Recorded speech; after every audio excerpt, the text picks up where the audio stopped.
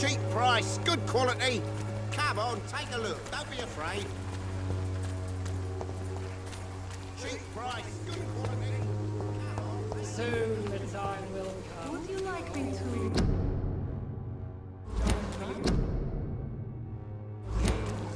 Even now, he judges your words and actions. The wars of men should not be your main concern. The disease upon us is not an accident of nature, but the punishment of a divine will. Forgive my interruption. Do not apologize, my son. Father Tobias Whitaker is always happy to teach mortals about the incoming Armageddon. I am Dr. Jonathan Reed, and I just have a few questions. A scientist? You are much more lost than I thought, my son.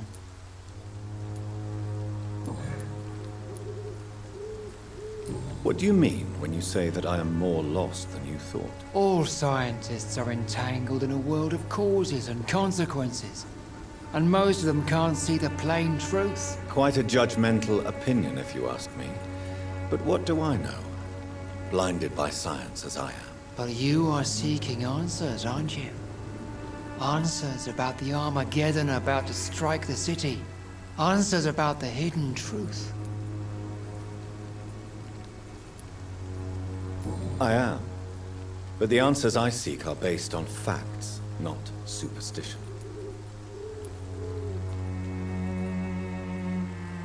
What do you mean when you say that I am more lost than you thought? All scientists are entangled in a world of causes and consequences, and most of them can't see the plain truth. Quite a judgmental opinion, if you ask me. But what do I know? Blinded by science as I am. But you are seeking answers, aren't you? Answers about the Armageddon about to strike the city. Answers about the hidden truth. Well, I suppose I can spare a few minutes listening to your so-called truth. As a doctor, you must be aware of the decimating epidemic. But let me tell you that this so-called Spanish flu is just the beginning of the end. What do you mean? The beast is finally revealing itself, corrupting the flesh and the heart of men.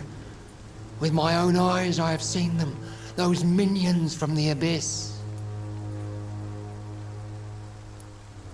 Really? And what would be your answer to this biblical threat? We must fight the disease before this legion outnumbers us. But not with scalpels and microscopes. No. What is left then? Cleansing fire.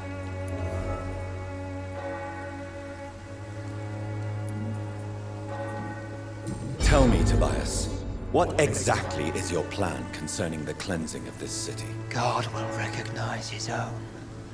More than once this city has risen from the ashes, hardened and purified by the flames.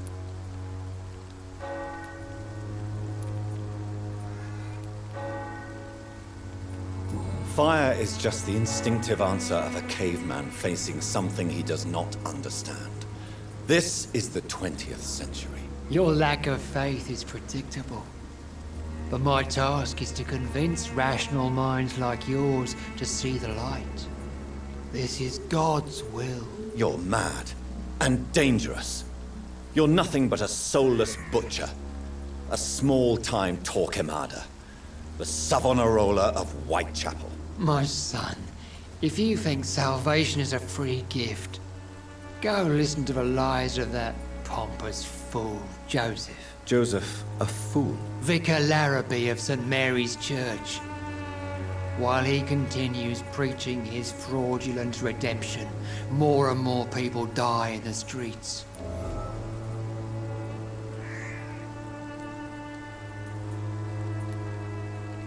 What do you mean when you say that I am more lost than you thought? All scientists are entangled in a world of causes and consequences, and most of them can't see the plain truth. Quite a judgmental opinion, if you ask me.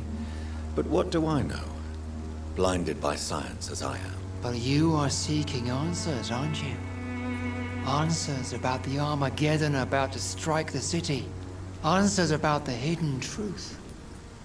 Well, I suppose I can spare a few minutes listening to your so-called truth. As a doctor, you must be aware of the decimating epidemic.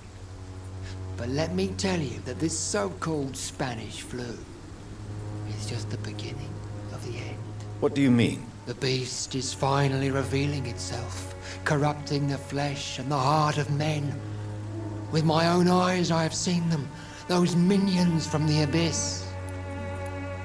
I have heard enough. Goodbye. Good evening, Mr. Whitaker. It's Father Whitaker, my son. So, are you still lost in your rational delusions? Do you know Nurse Dorothy Crane from the Pembroke Hospital? I'd like to know more about her. I don't like the liberal ideas of nurses, but I especially abhor that Nurse Crane you mentioned. Why do you hate Nurse Crane more than other nurses? Before coming to London, she was a member of the communist resistance in her country. That's what happens when you let a woman get involved in politics. So you're not exactly a fan of Florence Nightingale's work. But nurses are essential for modern healthcare. Nuns should be the only women allowed to take care of male patients. It's obvious only they have the necessary moral fiber.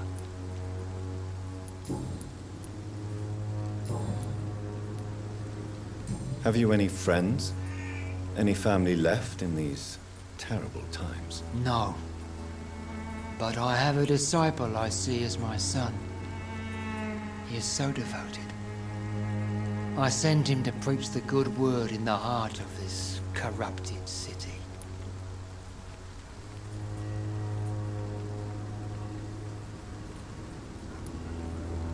You sent him on some preaching crusade during the epidemic. As a true believer, Samuel will fear no evil while he walks through the valley of the shadow of death.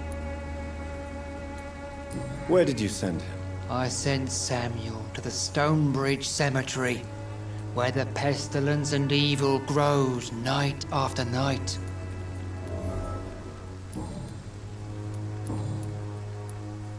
I have heard enough for tonight. Goodbye.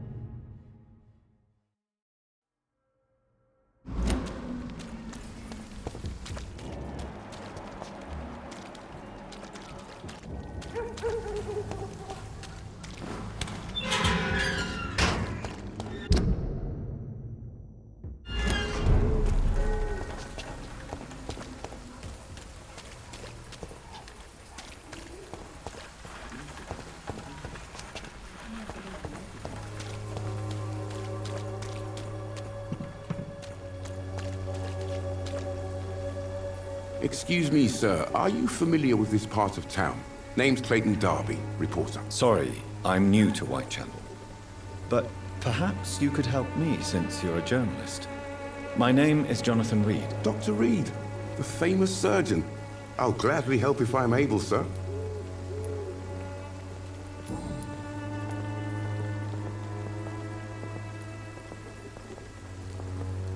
Why are the newspapers keeping silent about the Spanish influenza? It's as though none of you care. There's a war going on. People shouldn't be demoralized by news of deadly diseases.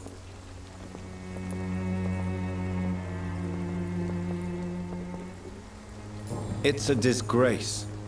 People are left to die alone. No one is properly informed of the risks. These are bad times indeed. So much for the glorious British Empire. Have you any idea of the danger you face in these streets at night? I've had to run and hide more than once from frenzied mobs incensed by the fever. Do you think the flu is really responsible for this, Doctor?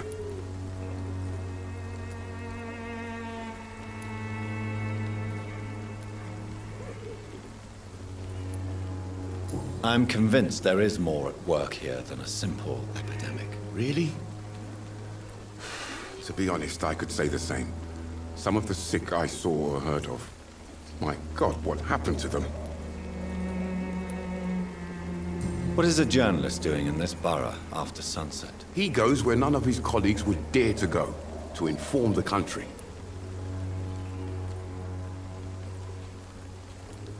So you risk your life to reveal the truth.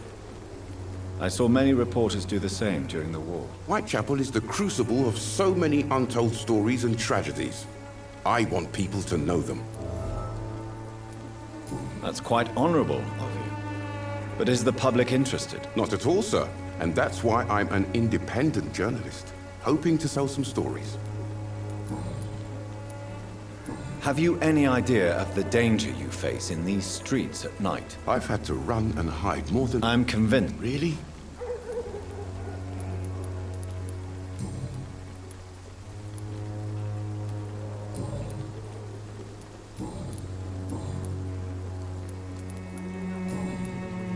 Goodbye, Mr. Darby. Farewell. I'm cheap and I'm clean, I promise. Don't be shy, handsome. What can Christina do for you? I'm not looking for what you're selling. But I'd like to ask you a few questions, if I may. I'm a doctor. Dr. Reed. All right then, but be quick. Though I usually get paid when I open my mouth.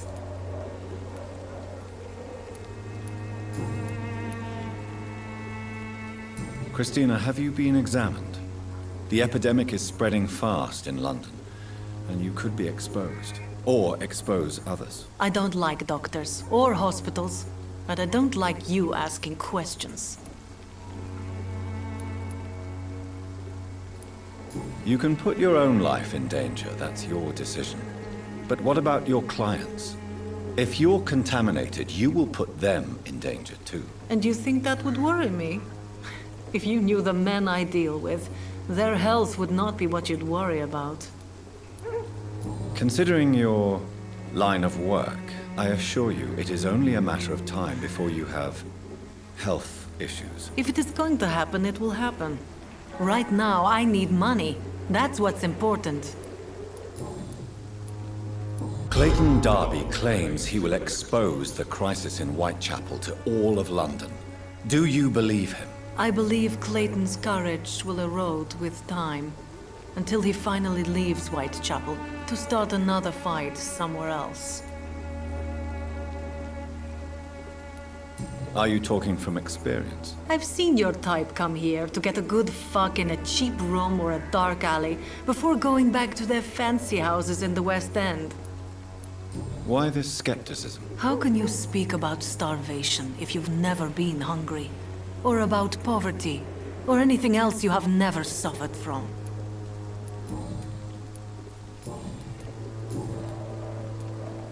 Tell me about yourself. Are you joking with me? People don't usually come to see me for conversation. I have no interest in your work. I am, however, curious as to what led you into this career. Short story. The war, exile, and England. This country is not especially welcoming. I've been refused many jobs because of where I am from. I had few options left.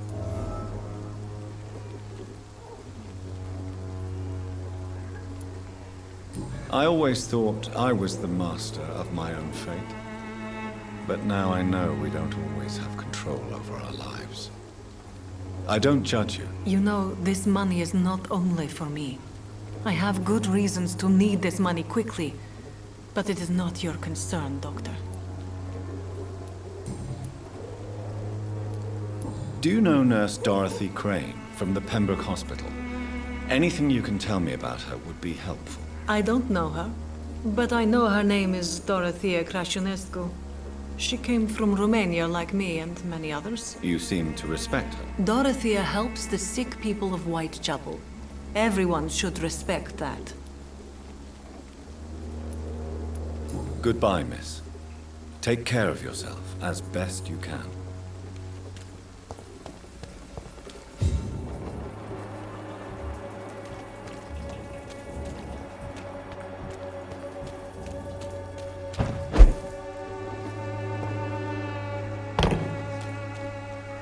Good evening, Doctor. Can I help you? Christina Popper claims she sells her body because she can't find any other work. Do you believe her? Of course I do. Her story is exactly what I want my readers to understand.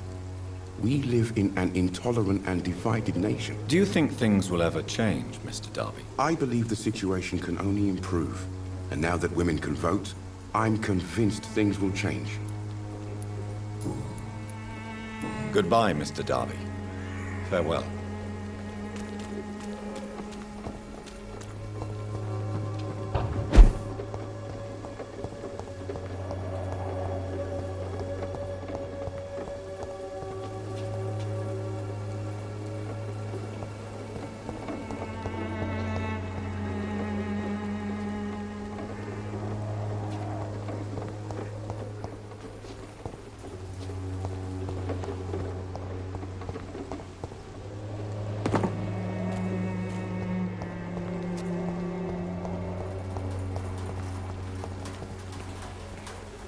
Good evening, miss.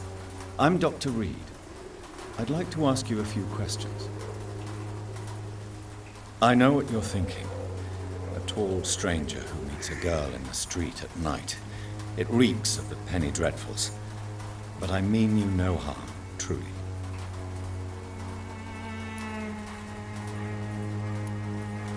I know you understand what I'm saying. Your silence has nothing to do with you being mute, does it?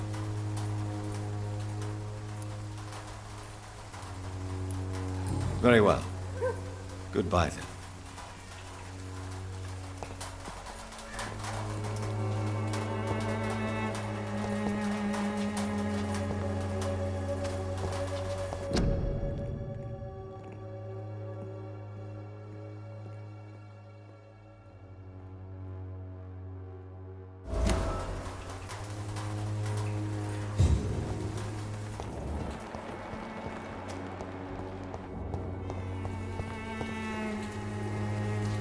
Hello again, miss.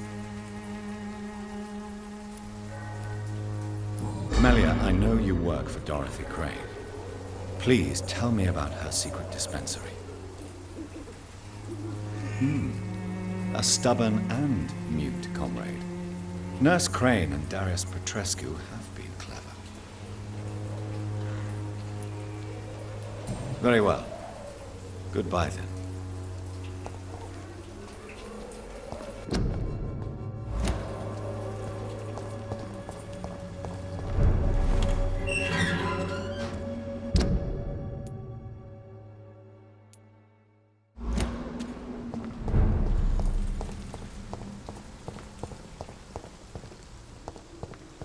It's locked, all right.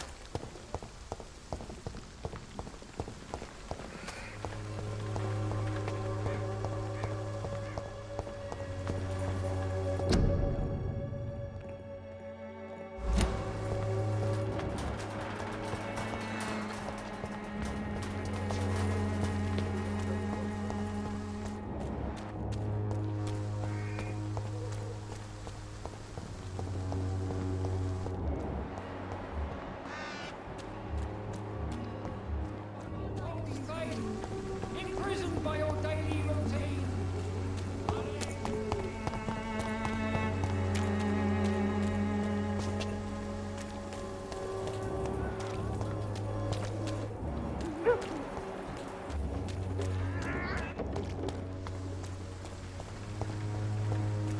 Soon the time will come when you will all be judged for your sins, even now.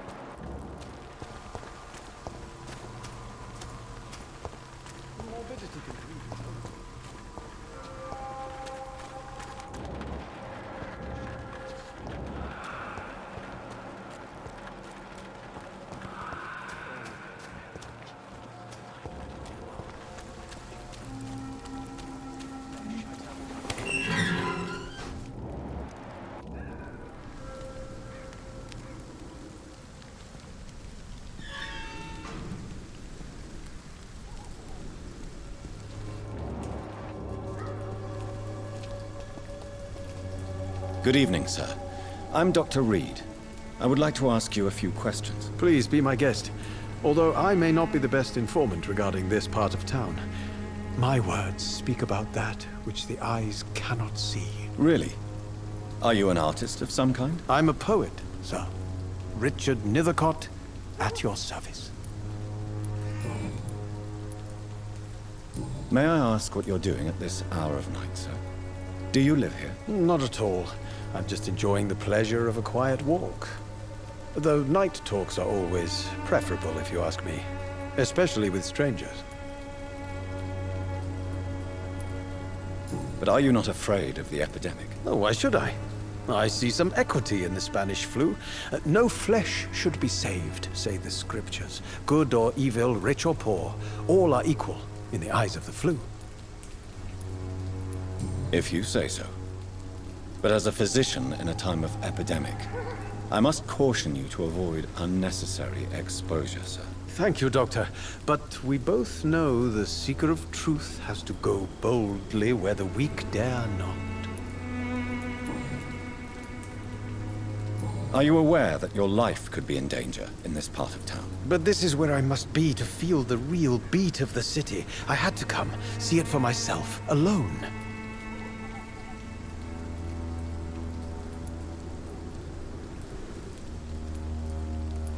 I understand your need for solitude, but it's not safe around here. I don't care. I don't have many friends, Doctor, and my family despises me. If some misfortune came upon you, who would be here to help you? Well, you for a start, my dear Doctor. What are your thoughts on the terrible situation in this city? Terrible, you say? No. Of course, the death of so many innocents is a tragedy. But the scourge has not been all bad for the city. Oh, no, sir. What are you talking about? Do you remember London before the flu? Noisy, cacophonic, quiet nowhere to be found. And now, listen to this oddly peaceful silence.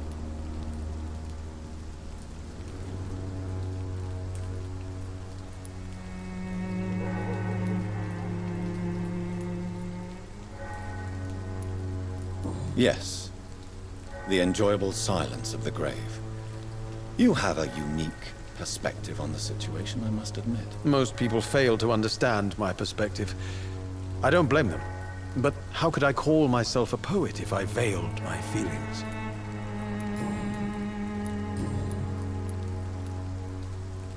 Tell me, Mr. Nethercott, why seek inspiration in Whitechapel? The place is not beautiful per se, but how to explain it? Stirring and challenging.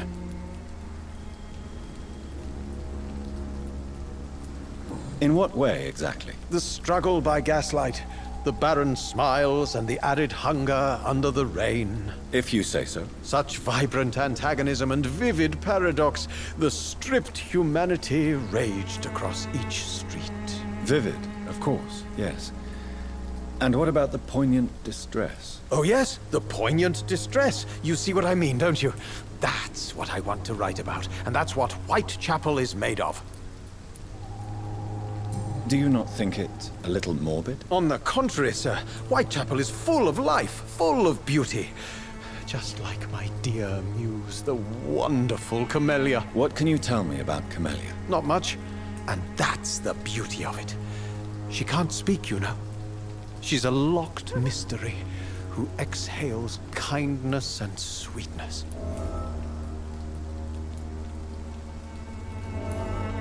And have you ever tried to learn more about her? Where she lives? How she survives? Whom she may know? Maybe I prefer she remains an enigma. Reality can be so dull, don't you think? Perhaps you're just afraid to find out the truth about your muse. One day, perhaps, I'll ask her to come with me. But will she still be my wild flower of Whitechapel if she moves uptown?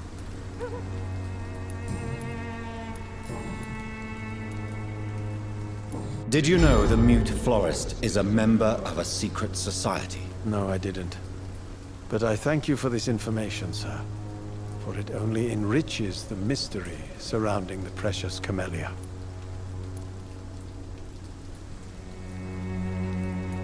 Are you not curious?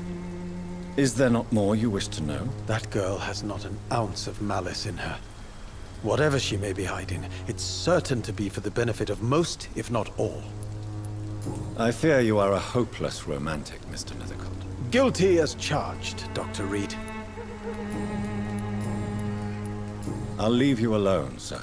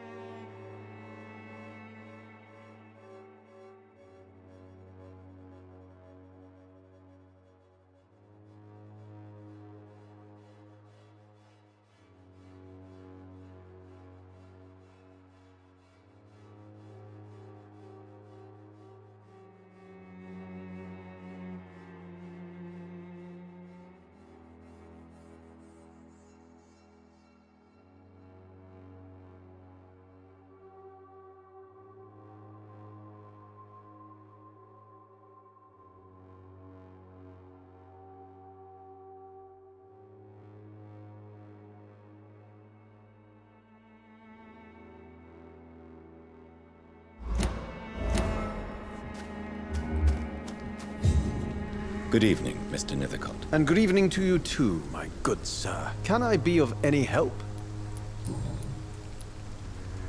You don't really make a living from your scribblings, do you, Richard? No, sir, I don't. I work so hard. I put all my time, my energy, my devotion into the precise carving of words.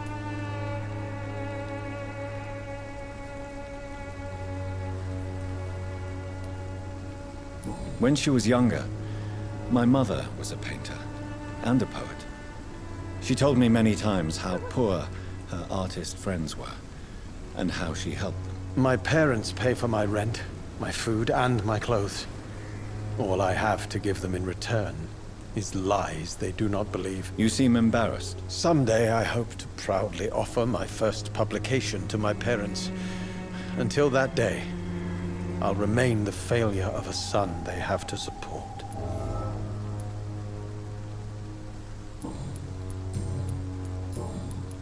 I'll leave you alone, sir.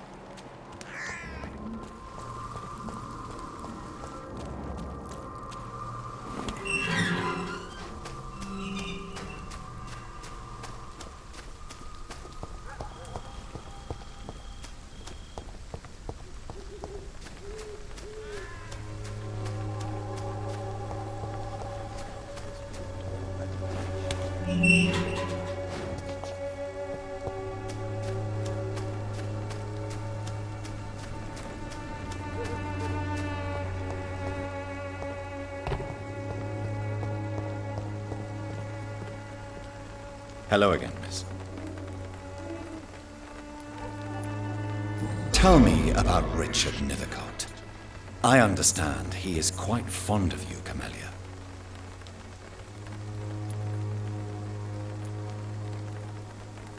Very well. Goodbye, then.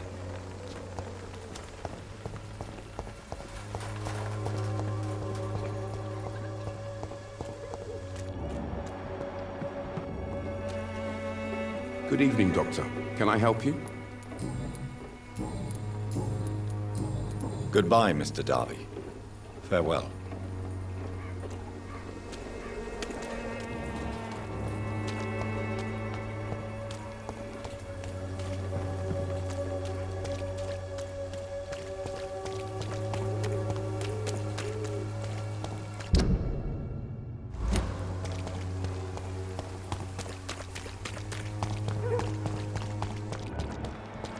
Evidence of trickery.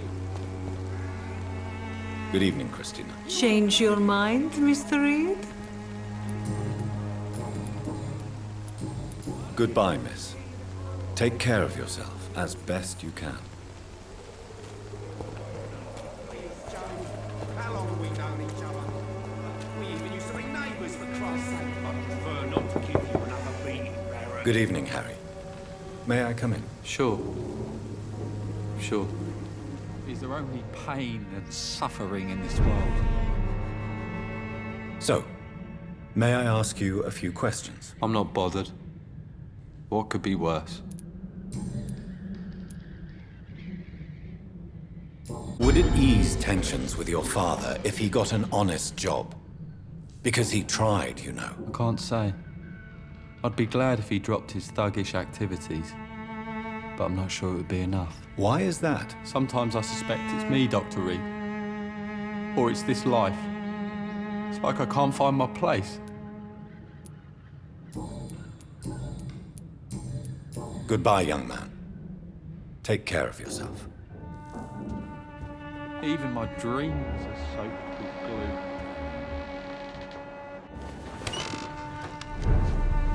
Cheap price, good quality. Come on, take a look. Don't be afraid. You again? What do you... Goodbye, Mr. Peterson.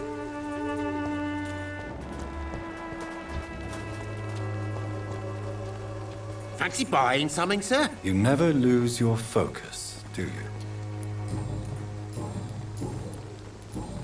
Goodbye for now, Mr. Lewis.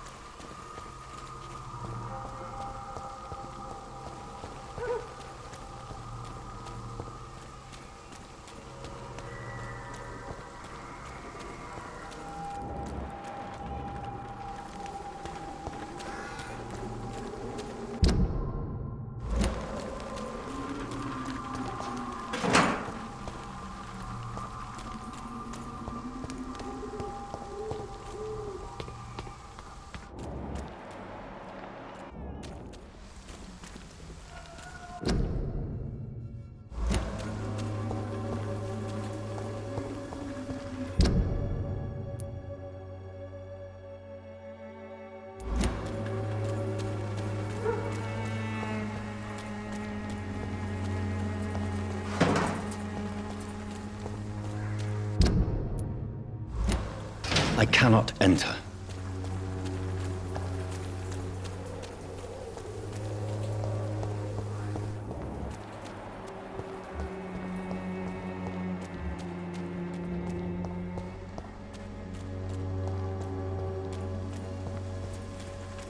Expected an improvement by many.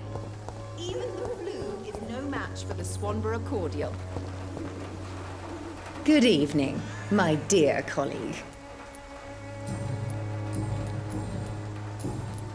I'd like to see what kind of medicine you're selling.